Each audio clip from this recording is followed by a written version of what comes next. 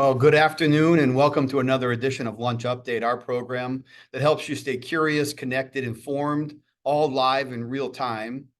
This conversation, like all of our Lunch Update programming, is made possible by our presenting sponsor, Perkins Coie. Also like to thank our Accelerate sponsors, Baker Tilly and Easy Office Products. As we always do, we record these. And so if there's something that interests you, something you want to see again, something you want to share, put on social media, or just relive the moment, you can always go to our website later in the afternoon at madisonbiz.com, where all of these lunch updates, in fact, all the way back to the beginning, are available. And so make sure you check out those and maybe some episodes you might have missed. Today's program will feature updates on some chamber projects, including makemadison.com, bemadison.com, and our virtual reality platform, as well as a conversation with the partners behind them. There's been a lot of work behind the scenes, and we're excited to give those of you who have logged in today just a peek behind the curtain as we get to pretty close to launch. So around and third headed home. We want you to be the first as our local partners and people who are invested in our work. Before I get to that, let me just give you a few chamber updates. Last week, hopefully you were there, but if you weren't, we celebrated another successful icebreaker event with 850 attendees.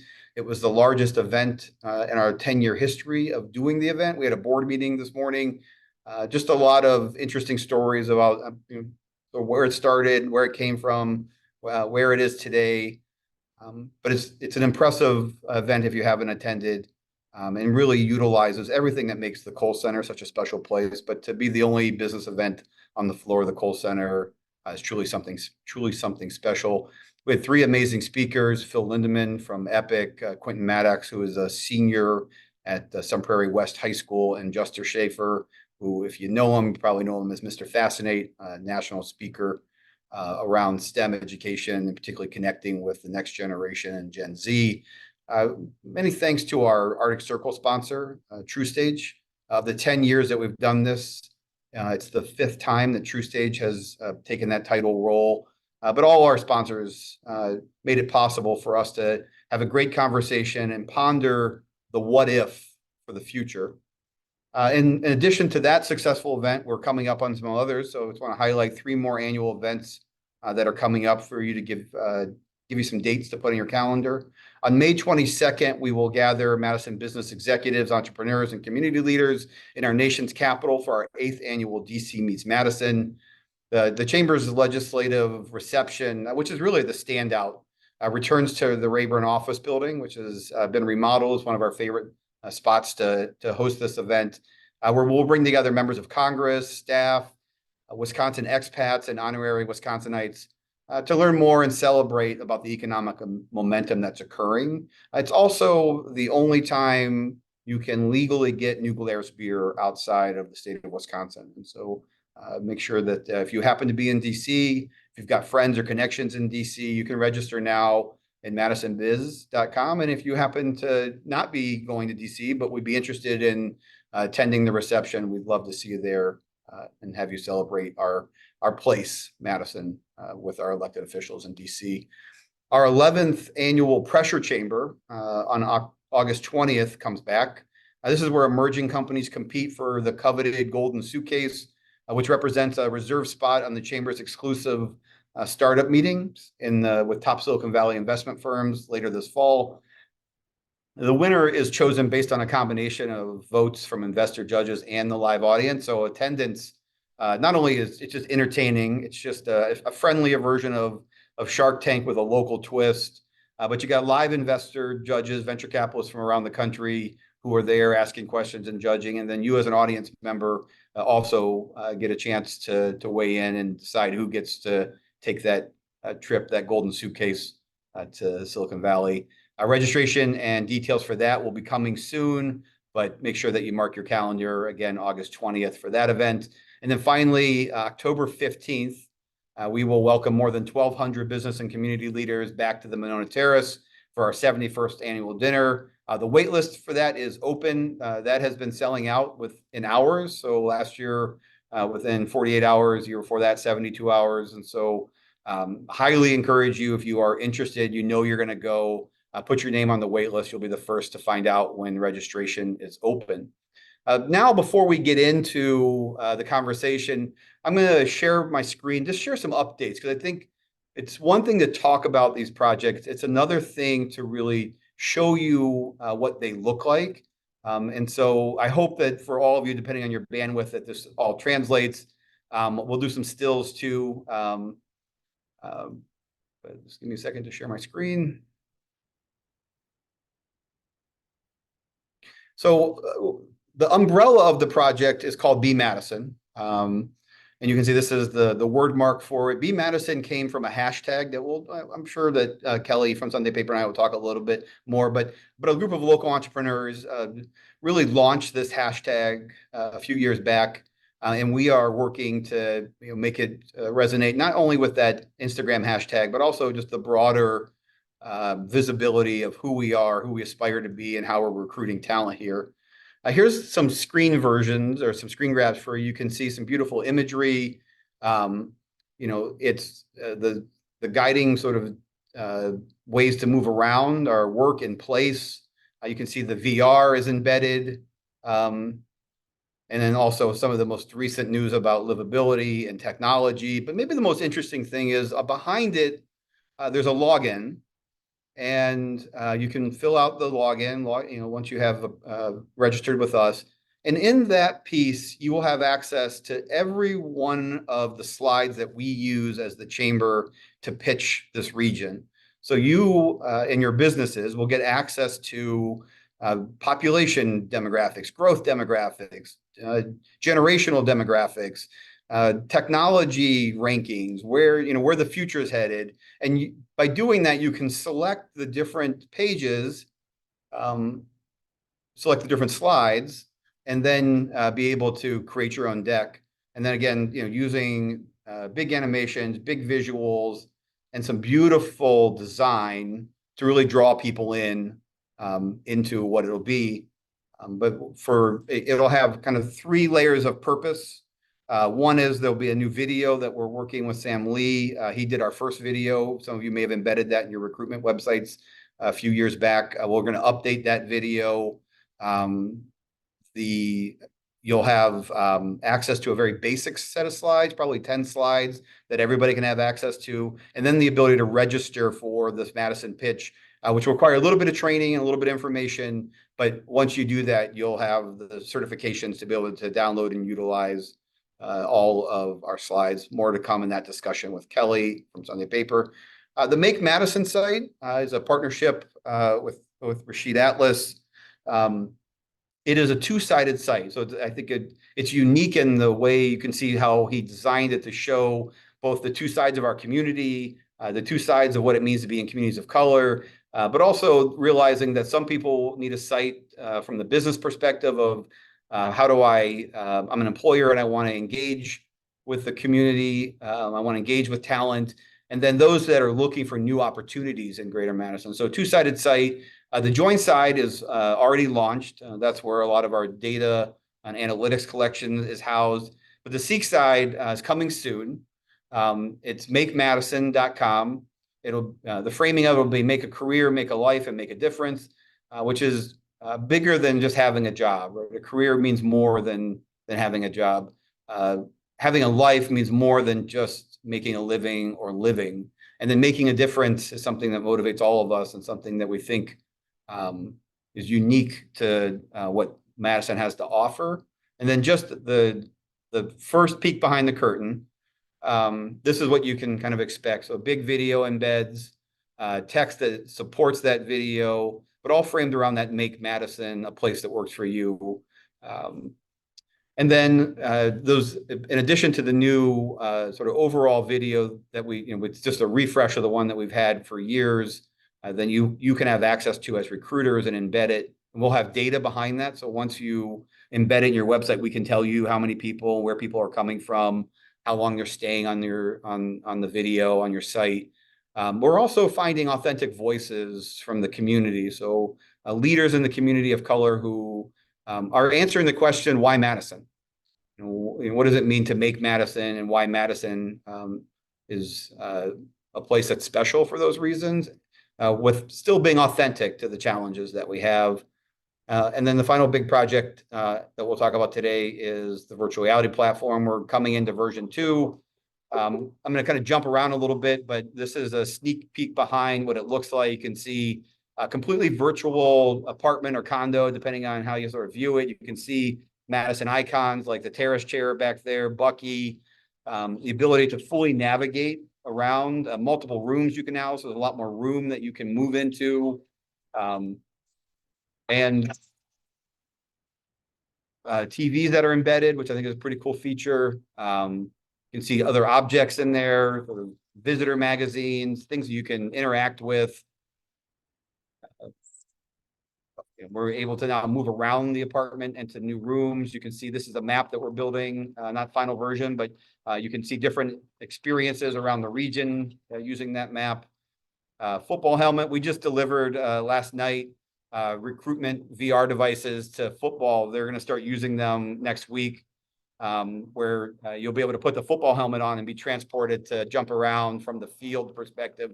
You saw there a little bit, you can change the color, you can customize the rooms to meet your own needs and interests. And then maybe one of the exciting things for those of you that are looking to get more visibility for your brand and for your talent recruitment, partner organizations can now have their brands located within the device and within the software. And so here you can see some of the partners.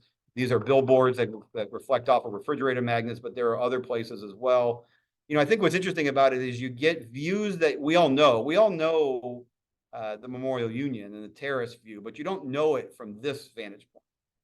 You know, we all know what the Capitol looks like, but you don't have it from this vantage point where you can actually walk outside and peek over the edge. That's a real drone shot, 360 drone shot of the Capitol that you see there within a completely virtual wraparound of this fictitious apartment, which you can tell is fictitious because it's taller than the Capitol, which is technically illegal, but we wanted to show what we think is the best view of Madison. Again, you can see the lakes as you look around. You can see things like kayaks where you can go kayaking on Lake Monona. You can see the cranes in the skies. You have the ability to switch seasons in this version. This is new to version 2. So we got the same shot. You're looking out the window at the exact same shot before, but now you can see a little bit of snow, and that's real snow. That's not augmented or virtual reality. These are real shots that we captured using the same geolocations from the first shot, which was a summer shot. Here's an autumn shot or a fall shot. You can see the terrace chair. But it allows people who have questions about what's Madison like in the different seasons. It allows them to cycle through and change that. It also changes the interior. So here you can see the winter shot. You can see the frozen lake out in the far. But you also see that the sort of holiday decor changes. Here's the spring decor. So if you were to change the spring, the interior changes as well. You can see both here and on the breakfast bar, the different flowers in sort of bright green. I showed you Bucky, but Bucky is omnipresent. Different rooms, and but what's cool about that is the view wraps around. So that same 360 shot shows up at every window. So you really do get a sense of continuity of the imagery. You can turn off the lights and give yourself a little quiet respite. So if you want to just shut the blinds, turn off the lights, and have some soothing white noise, you have the ability to do that. Brought to you by MG&E. And then maybe one of the cooler features, the opposite of turning off the lights, is you now have the ability to throw a party. Some of the feedback we got when we tested this with engineer interns at Epic, that they wanted more ability to interact with other people and not be living in an apartment by themselves. And so we built in an ability to throw a party. I'll leave that the fun part of that for those of you who want to get into the headset. And then on that same sort of making sure you don't feel lonely, you have the ability to add a pet. So you have a dog, a cat, and then the Madison exclusive flamingo. And who doesn't want to live on the Capitol Square overlooking both lakes with a terrace chair that you didn't steal in the background and a flamingo sitting on your interior chair. So with that, I'm going to stop share. I'm going to bring in our guests today. And these are all great partners of ours. These are people we've worked with for a number of years on different projects. And so you'll feel some familiarity between us because a lot of time and some long late days and long nights But first with us is Kelly Gutt. She is a partner and the creative director at Sunday Paper.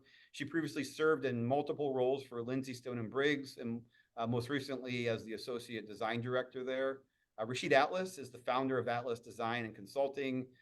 He has experience in interactive design, including working with Zebra Dog and ZD Studios, and he's currently serving as the marketing and social media coordinator for a very exciting project that we've talked about on this show, the Center for Black Excellence and Culture, as well as the director of adult education at Nehemiah Community Development Corporation.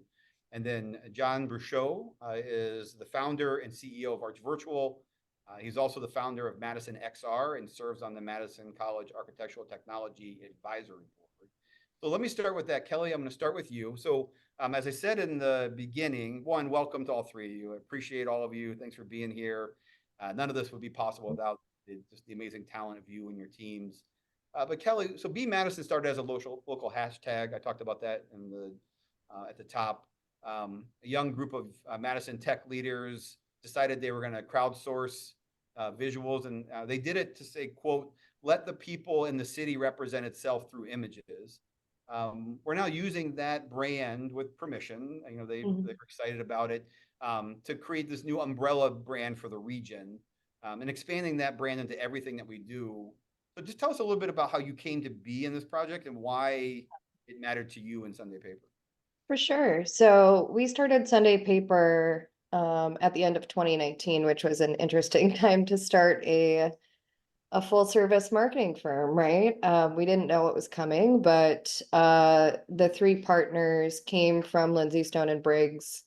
And we actually, that's where my journey with the chamber started.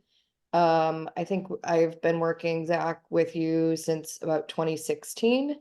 And this project has evolved in so many ways since then. I love partnering with the chamber. Madison is just such an important place to me. It's where I really got my career started. And so this project resonates with me personally, but also professionally. And so we started working on the project, like I said, 2016. It's taken some turns since then, but in my opinion, every iteration has gotten increasingly better. We're doing more to include like this for the new refresh of Be Madison, our new logo, taking into consideration like the juxtaposition of art and science that happens in our city, involving a local artist in the artwork, Bernie Witzak, of Bernie and Zuzu. And it's really kind of just the essence of what Madison is to me, is collaboration, community, and working together to, come to this goal for our community and our city. Great. Thanks, Kelly. Rasheid, I mean, you are in many ways who the Make Madison site is designed to reach, right? So, you're doing work nationally and globally, but with a very local, connected feeling and vibe. Can you tell us, what interests you in partnering in the work, and then, how does that straddle both the work that you do on a broader beyond Madison, but also then, I said in your bio, some of the really local, hyper local connectivity that you have. Absolutely. When I first heard about this project with you, right away, it spoke to me because I was brought back to Wisconsin, as you mentioned, by Zebra Dog ZD Studios back in 2006. And since that time, my time here, making the choice to stay in Madison has always been a challenge. As you said, I mean, I do work all over the country, and Wisconsin is home to me. I mean, I'm born and raised from Wisconsin. I'm originally from Beloit, Wisconsin. So I have a deep personal connection to this state, and Madison has always been the place. Every weekend, my father would bring me to State Street back when Ellis Deli was still on State Street. We'd come once a week and have lunch there and go to the record stores, and he'd go to Jazz Man and get glasses across the street. And this place has has been like a community I cherished my entire life. So when this project came up, and during the time when I came to Madison, when Mark Schmitz offered me the opportunity to work with Zebra Dog, one of the main reasons I chose Madison was it was highly ranked for designers. I believe it was the #3 place city in the country to work as a designer. Um, at that time, I was also having a personal challenge with myself. I had been designing for almost 20 years and had realized I'd never worked with a person of color or a woman in that entire time as well. So um, through my work with Zebra Dog, we kind of reached a ceiling, and I went on my own. And Mark, being a great friend that he is, kind of handed me all the interactive clients and was like, we started an interactive department because of you. So they're your clients, and we still partner. And actually, that's how I met Zach, through Mark. Through working with Zebra Dog and Mark. But over the years, I've always been challenged with how do I, help Madison bridge that gap, with people of color, and finding real work and meaningful work that they want to stay in Madison and continue to contribute to this company. And over the years, I've tried many things, partnered with Google and did a training program only for women and people of color and other different efforts. But this one spoke to me in a different way because of the way I came to Madison, being someone from out of town who had started a career already and wanted to be able to make sure that I could plant my flag, um, and kind of have a map of how I was going to do that. That was missing when I came. That was the one thing that I could not figure out was where are the spaces socially for me to meet people like me? Where do I go just to talk to other people in similar positions? And over the years, I realized that they just didn't exist. And not that Madison doesn't have those, but there was no hub. There was no place where you could say, this is where I'm going to find out this information. And if you didn't have the proper social network in the city, it was almost impossible. It was almost impossible to navigate and figure out alone. So when you mentioned this project and what this project was going to be designed to do and what it could mean for Madison and people looking to restart their lives here in Madison, it right away said, this is exactly what I needed. This, like, if I had this, my journey would have been less challenging, moved much faster. And not that I regret any of it. I've learned tons and met so many people over the years, but we're talking a 15-year process with a tool like this website and the other resources that you're putting together with this effort. This allows someone to walk into Madison with a plan, with a confident, with a plan, and saying, this is how I plan to navigate this new city, this new career, getting my kids set up in school, finding the right house in the right neighborhood. These were all things that were challenging, overwhelming, and intimidating walking into Madison without resources. And like I said, resources exist, but resources specific to BIPOC community, not so much. And this was a way for me to feel like I could. So like I said, at the time I was making a transition personally and wanted to make sure that my impact in Madison read more than how much money I made, kind of thing. And it really, some kind of valuable legacy to what I was trying to do here and putting in to Madison over all these years. And I felt like, what better way, than a project that speaks to everything that I fought through and tried to navigate on my own and try to basically lay out the groundwork for everybody coming behind me. So that was what spoke to me the most about this. Absolutely. Well, we're glad you said yes. Jon, you're in a space that most people don't necessarily associate with Madison, right? Like this technology, people generally think about it exists somewhere on the coast, largely the West Coast. And some of the stuff that we're doing together didn't even exist a few years ago. I mean, I think when our first meeting with you, Jon, you said what you guys want to do is not technically possible. And then you came back, I think a year later and said, we've been drinking on this project. We think maybe we can do it. But how has the industry changed? And when you think about virtual reality, mixed reality, augmented reality, from when you first started to where you are today? Yeah, I would say early on, there was a lot of interest in, people were trying things like Google Cardboard, where they could put their phone into a piece of cardboard, and they figured, that's virtual reality, right? I tried it, and but it was evolving very quickly from there. The headsets kept getting higher and higher resolution, lighter weight, more capable. We had hand tracking controllers. It just was continuing to improve, and that progress continues to this day. So when you invited me, we had coffee on King Street, I think was the first conversation we had. And, you're describing something that, what it was impossible at the time. But a big part of my job as the CEO at Arch Virtual is like to help people visualize what's possible, because they think they get it. They think they see the headset. Oh yeah, it's like a video game, right? But they don't get it until they really put on the headset.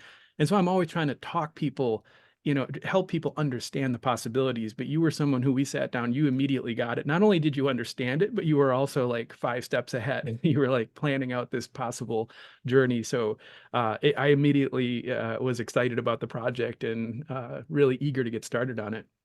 Why did you choose, I mean, for the company, for what you do, and obviously you have a, a company that's doing specific work in this space, right, Acadius, and then you've got Arch Virtual, which is our partner. But why do this in Madison? What is it about Madison that gave you the opportunity? No, Madison's just a great city. I think there's Madison punches above its weight, way above its weight in terms of video game development. And I think there's a lot of interest, primarily due to like Craig Kettleson and his team have done a lot to like promote the idea of video game development as an industry in Madison. There's a whole team of people that have been really raising the awareness of that and doing a great job and holding conferences now. And so video games is really sort of the underlying technology that we use to build virtual reality. Even though we're not building video games, we're using that same tech and those same developers to build serious applications. And there's a lot of talent in Madison for video game development, and that just continues to increase over time. Kelly, Sunday Paper, and I think many, if not all, of the leadership of Sunday Paper came out of Lindsay Stone and Briggs, which was an original partner with us in thinking through brand position.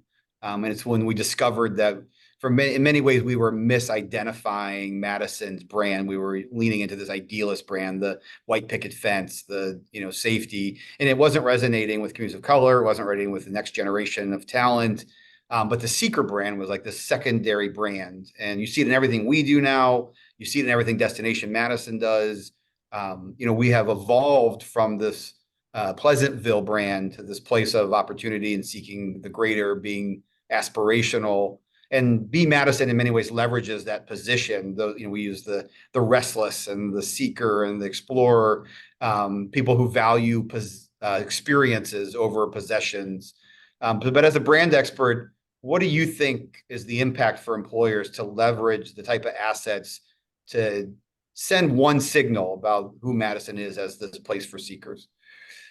Yeah, I mean, as we all know, Madison's kind of hard to describe unless, you're here. And I think that's why that Seeker brand resonates, is like, it is a little different. And we are all like trying to push the boundaries of, I don't see it as a white picket fence place. I never really have. I've always seen it as like this exciting, place where I could see myself, where I could be sort of this big fish in a small pond, opportunity. And so it's just, yeah, I think it's playing off of that. And we talk about there not being a monument, right? It's really more about the feeling. And sometimes that's hard to convey in visuals and in everything. But really working on conveying that emotional connection to Madison. That's great. Rasheid, in the top, I talked about your, I think our first meeting, you said authenticity, right? That was, I think, one of the key words you really brought to the table was both in your work, but also what mattered in the work and making sure that the site felt that way. And so for, as you think about what Make Madison is, as you thought about the imagery that you chose, particularly, and we're working with Jamie Perez to film, those videos I talked about. But talk a little bit about why the local voice, because we could have been authentic with other things, but we really chose that local voice. Talk about why that mattered to you in the project, making sure we had local voices to specifically represent the talent that's here. I think, and this is just kind of part of my work, and honestly why I get pulled into projects most of the time. Initially in my career, I used to think I was being tokenized, being like the black guy at the table because you need to reach the black audience. But the reality was, over the years, I realized it was because I bring an authentic perspective for that audience, but also in the work, how I design the colors, the tone, the content that we're going to present, making sure that that is also authentic is what I found is really, really important for audiences of color, to make them feel safe, for them to be able to trust who's presenting this material to them. What I find is being a person of color is oftentimes we're presented the gimmick, like here's the flashy, shiny, everything they think we want. But in the reality, a project like this, I think it was meaningful for me to make sure that the audience felt like we saw them like we see every other professional, as professionals, to make sure that this site isn't full of gimmicks and flashies, this and that. If we're going to show a video, let's tell real stories from real people, because we all know a lot of the stories and things told online about Madison and what it is for our population of color is not always a pretty picture that's painted out there publicly for us. And being authentic with that as well. We on the site, we aren't running away from what has been said Madison is. We are highlighting what we are seeing Madison can be, and showing that authentic side and hearing these real stories for the people coming into Madison, I think is key. Allowing them to make sure that they're stepping into a space that is trustworthy, feels real, feels safe. I think it is one of the key things in making sure that we not only attract and bring people here, but are able to retain them and keep them in Madison. I think that's the biggest challenge from what I've seen in my time living here in Madison specifically is Madison's attractive. I mean, people want to come here, and people often do. People of color often do. I think our challenge as a city and a community is making sure that they want to stay. These kinds of tools, a site like this, a place like this for resources to get connected and things that we know they want, we know they're looking for, I think is going to help. That I truly think is going to make that possible for us as a city and a community, and actually take some of the weight and angst off of us to do so by providing a site that allows people to engage in this way, interact with the city in this way, see things, test things out. I think invites them to walk into the space already wanting to stay and not seeing like, is this going to be a test subject for me for the next 12 months? But I came to plant my flag. I'm looking to buy a house right now instead of looking for a place to stay until I make a decision. I think this kind of tool and doing it in an authentic way, like I said, just helps people feel comfortable about the site, not feeling like they're trying to be sold something and then it's going to be something different when I get here, but really showing them what Madison looks like, what Madison feels like, what people in Madison say about Madison, why people in Madison choose to stay in Madison, I think is really going to help that effort. But I feel like it only works if it's the authentic, true spirit of Madison.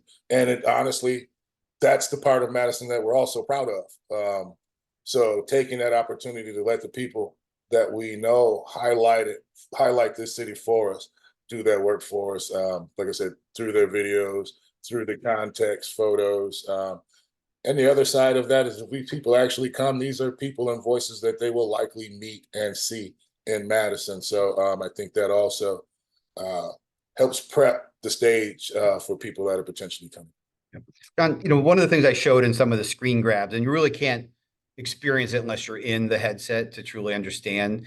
But I think with all of you, you are partners more than vendors. But your team has certainly leaned into a lot of detail work that we didn't even ask for, right? Just ideas where you're making sure that the clocks are at 6:08, right? And, putting little just elements of Madison into it. Why was that important to you and your team as you were building this out, to not just do what the contract ascribed, but actually thinking through, showing that extra level of detail that, we certainly couldn't afford without, you being a partner in the project. Sure. Well, yeah, I mean, VR is a very high bandwidth experience, is the way I like to think about it. And, photos and videos can help you sort of understand, on a surface level, kind of what a place is like.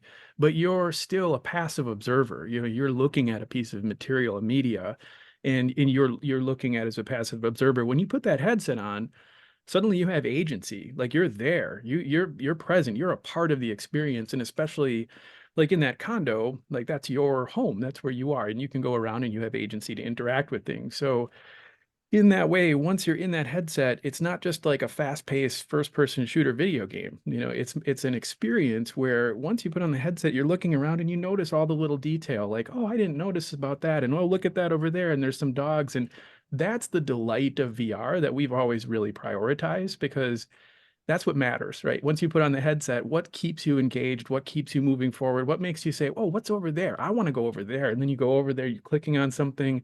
And without all those little details, you can just build an environment, and it just very quickly is just kind of boring, right? But you can use that opportunity to create all those little nuanced details that really keep people engaged. Your background was in architecture, so you weren't always a VR guru. How much of that element sort of creeps in as you think about, showing place? How much of your architectural experience blends in?